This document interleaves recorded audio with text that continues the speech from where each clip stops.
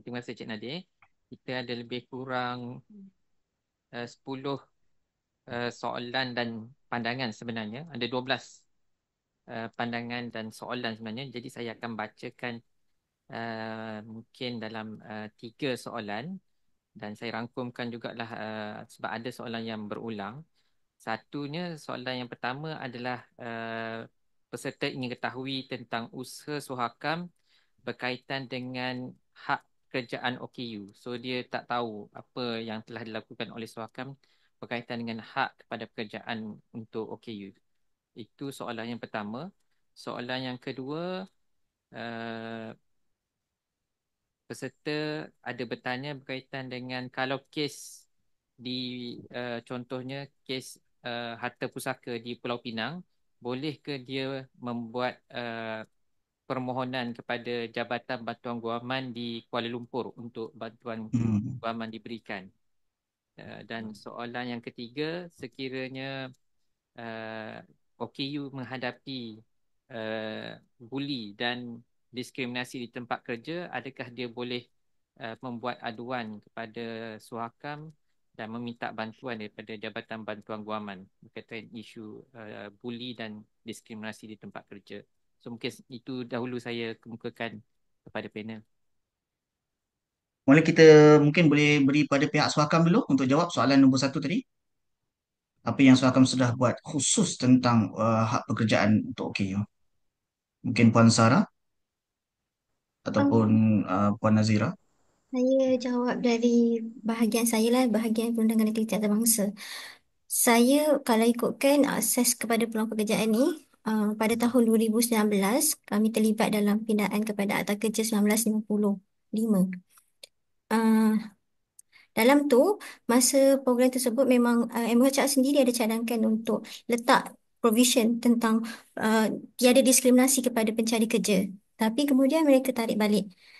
Hmm. Perkara tu memang kami sangat-sangat Suhakam berpendapat bahawa penting adanya peruntukan tiada diskriminasi kepada pencari kerja. Cuma kerajaan berpendapat bahawa pencari kerja belum lagi bukan dalam hubungan majikan dan juga uh, pekerja. Hmm. Kami keluarkan press statement, buat round table discussion supaya benda ni dikekalkan lah. Tapi bila dah keluar, dah diluluskan dekat parlimen, uh, peruntukan tersebut masih lagi tidak, masih terus ditarik balik lah.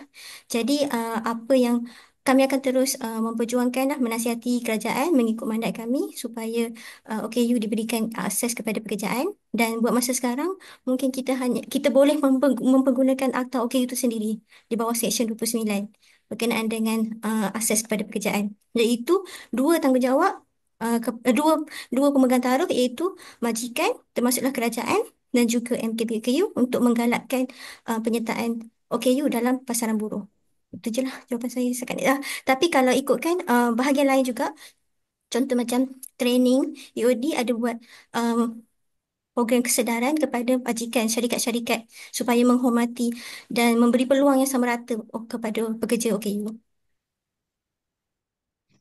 Terima Zila. kasih Puan Sarah. Tuan moderator boleh saya tambah sikit. Ya, Majlis teruskan, Peguam teruskan. Silakan. Hmm. Majlis Peguam juga telah mencadangkan bahawa job seekers discrimination atau diskriminasi terhadap pencari kerja perlu dimasukkan seperti mana Suhakam, tetapi we are not there yet. Tapi pada Hmm. masa ini, apa yang kami nampak sebagai uh, problem area adalah reasonable accommodation Hmm. kepada pekerja OKU, dan ini adalah kerana Akta OKU tidak menggunakan perkataan reasonable accommodation dalam konteks pekerjaan, hanya dalam konteks Seksyen 28 iaitu untuk konteks pendidikan Education. sahaja. So there is already a lacuna, there is a gap in the Akta which doesn't allow that. So that's why there's more discrimination in the workplace. Thank you. Thank you, Datin.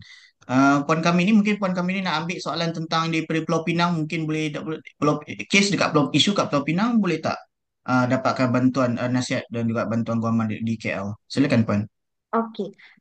Untuk soalan tersebut, kalau sekiranya harta pusaka tersebut di Kuala Penang, di Pulau Penang, kes tersebut perlu difailkan di Mahkamah Pulau Pinang.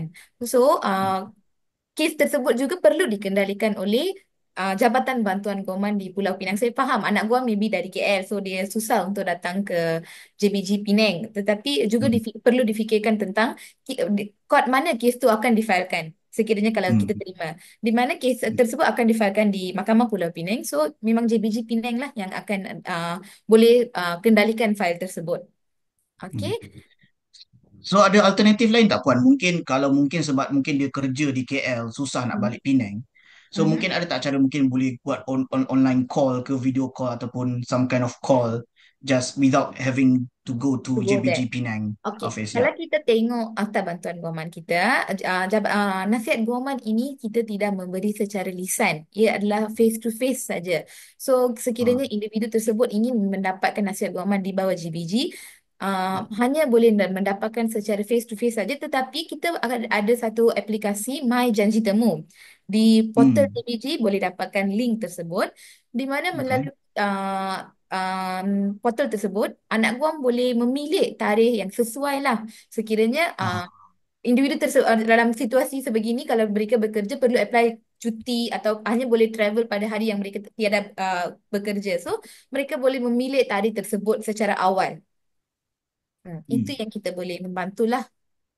Terima kasih Puan, terima kasih. At least ada alternatif Ya. for them. Thank you.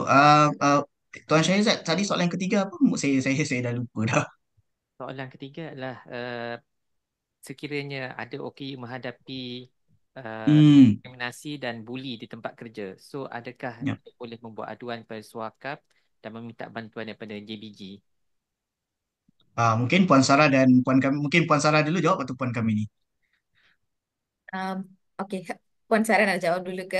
Ah, Ya, saya jawablah sebab masa terus kan. Boleh je buat aduan dekat Suhakam tentang kes buli. Dan ada juga lagi banyak lagi cara saluran lain. Sebabnya baru-baru ni, kalau tak salah saya tahun lepas, bawah penal code ada buat pindaan termasuk dalam buli. So boleh buat ke bawah boleh buat laporan polis sekali. Ataupun boleh buat aduan dekat JTK, boleh buat aduan dekat Suhakam. Dan boleh juga buat aduan terus kepada Kesatuan Sekerja. Hmm. Okay, Banyak untuk cerita. Untuk tambahkan. laporan suakam tu Puan, mungkin Puan boleh bagi link ataupun mungkin URL ataupun ada apa-apa nombor talian yang mereka boleh hubungi Nanti untuk saya letak, pengetahuan kita punya penonton. letak dekat chat boleh. Okey, terima kasih, terima kasih. Puan Karmi, silakan.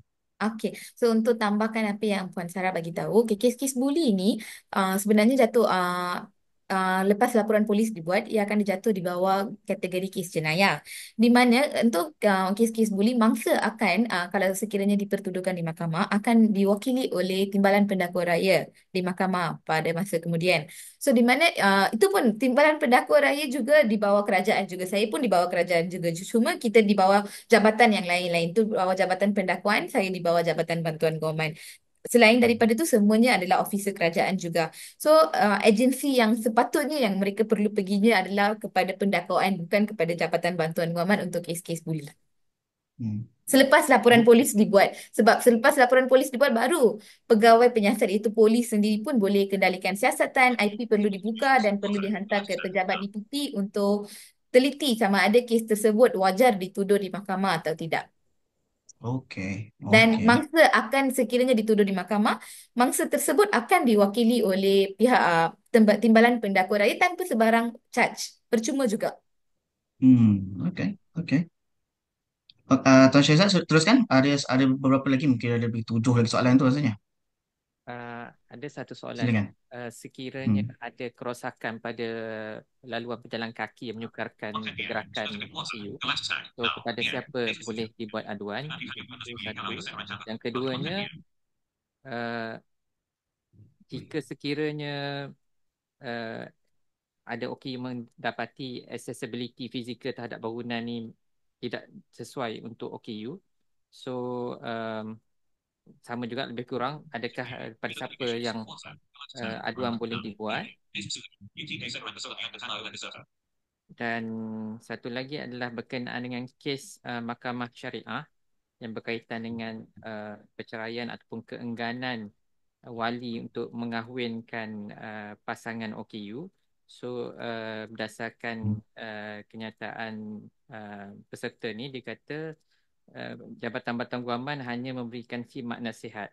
Jadi dalam kes tersebut, so ke manakah lagi yang boleh dibuat ataupun diminta bantuan? So itu 3 lah atau 2. Mungkin kita beri yang isu pasal accessibility yang keselamatan jalan raya itu mungkin hmm, uh, Datin Anit, do you have any comments? And then we will go to the rest. Biasanya is local government, iaitu di bawah UBBL 34, di bawah Akta Street Drainage and Building Act. Ini adalah dalam bidang kuasa kerajaan tempatan dan kerajaan negeri. So jadi ada portal, kesemua kerajaan negeri dan kerajaan tempatan ada mempunyai portal aduan. So sila akses kepada portal aduan ini tersebut, dan biasanya mereka juga pohon untuk ada upload gambar. So please have all that ready, information, exact time, place, semua tu dengan portal gambar, dengan upload gambar untuk membolehkan mereka mengambil tindakan. Puan Kanamani, agaknya JBG cover tak bahagian accessibility ataupun road safety, accident, something like that?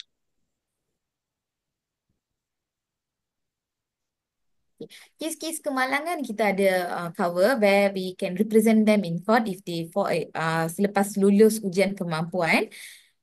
Selain daripada tu, untuk buat aduan seperti mana Datin bagi tahu, channel yang sepatutnya adalah jabatan yang Datin mention lah, bukan kepada sini, sebab setiap officer kerajaan ini ada bidang kuasa masing-masing, dan hak untuk mengambil tindakan pun jatuh bawah job scope mereka sendiri juga.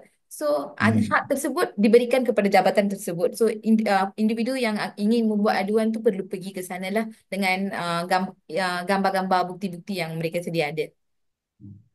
Faham? Saya just nak tambah satu lagi, Encik Nadir, kalau boleh. Ya, silakan. Kalau lepas buat aduan kat portal tu, satu lagi cara adalah untuk pergi ke pejabat adun. Because adun itu bekerjasama dengan kerajaan tempatan. Bagi KL yang tak ada adun, dan pejabat wakil parlimen lah. Tapi kepada pejabat adun, mereka selalu ada direct communication dengan pejabat kerajaan tempatan. Terima kasih. Ya, silakan.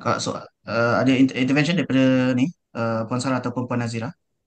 Saya bagi dekat Puan Nazira lah, sebab Puan Nazira berpengalaman sebagai ahli majlis. Silakan.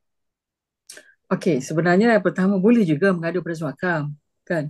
Sebab ia juga termasuk di bawah hak asasi pada setiap rakyat untuk punya OKU untuk mendapat untuk menikmati fasiliti yang sepatutnya sebagai OKU.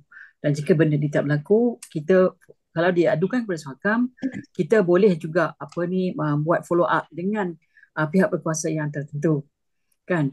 Tapi kalau nak direct, memang seperti katakan Datin tadi, ada banyak channel yang boleh pergi ke, malahan kalau diikutkan sebenarnya kita boleh pergi kepada pemimpin masyarakat, kita boleh pergi kepada, kalau dekat kampung tu dekat penghulu, kan, dekat ketua komuniti, taman dan semua, dan juga kita boleh pergi kepada local council, sebab mereka lah orang yang sepatutnya menjaga benda ini. Tapi malangnya kadang-kadang in most of the case, local council sendiri pun kadang-kadang kita pergi buat aduan dekat dia tak ada ambil tindakan.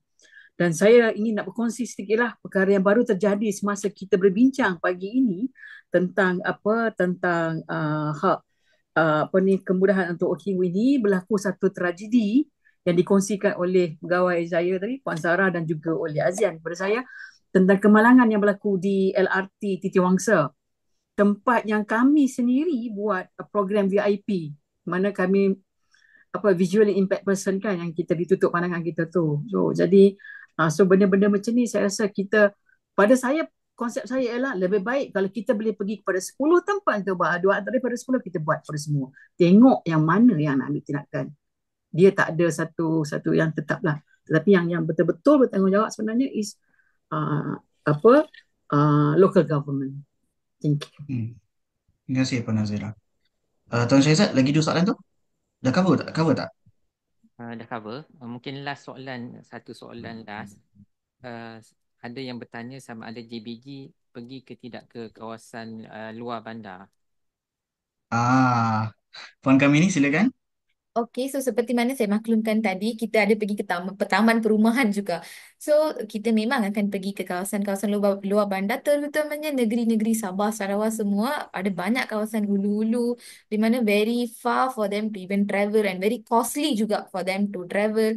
By car itself, dia akan ambil 9 jam, 8 jam untuk datang ke cawangan kita yang berada di contohnya JBG Sabah atau Sarawak. So even in KL also, although KL is a small state and all, but masih juga kita ada sedikit juga kawasan-kawasan peruluan lah yang saya boleh katakan di mana tiada kemudahan LRT ke KTM ke di kawasan tersebut untuk individu-individu untuk datang. Mereka boleh menghubungi jabatan kita untuk mengemukakan sama ada apa kesusahan mereka untuk sebenarnya datang ke ofis kita untuk dapatkan pandangan undang-undang atau mereka pun boleh kemukakan actually ada juga segelintir masyarakat di kawasan mereka contoh yang taman perumahan tersebut yang ingin mendapatkan pandangan undang-undang tetapi kawasan peruluhan. So mereka ingin kita ada van Joe. So kita bolehlah bawa van tersebut ke kawasan tersebut atau kita boleh juga pergi membuka booth di kawasan tersebut untuk orang awam datang dapatkan pandangan undang-undang lah tak mengira tempat. Boleh je. Tuan Fungsi, saya baru teringat ada satu tentang saluran untuk menyampaikan aduan itu. Saya, kalau tak silap saya, semua parti-parti politik di negara kita ini ada dia punya unit undang-undang dan unit aduan. Mungkin di situ juga kita boleh buat aduan sebab maklumlah kan kadang-kadang ahli politik ni yang mana yang menjadi ahli parlimen yang menjadi wakil rakyat, mereka ada unit yang untuk bergerak dengan cepat dan pantas. Okey, itu salah satu pada channel yang saya lupa nak sebutkan tadi. Pada setiap parti Boleh. politik. Dan saya juga nak ucapkan terima kasih kepada kerajaan kerana telah mengangkat khidmat JBG ini sangat lebih menyeluruh sekarang dibandingkan dahulu. Sehingga kan di Kulim ni pun dah ada dah. Dulu Kulim tak ada. Kesian ke orang Kulim. Saya bercakap daripada Kulim sebab tu saya sebut. Terima kasih.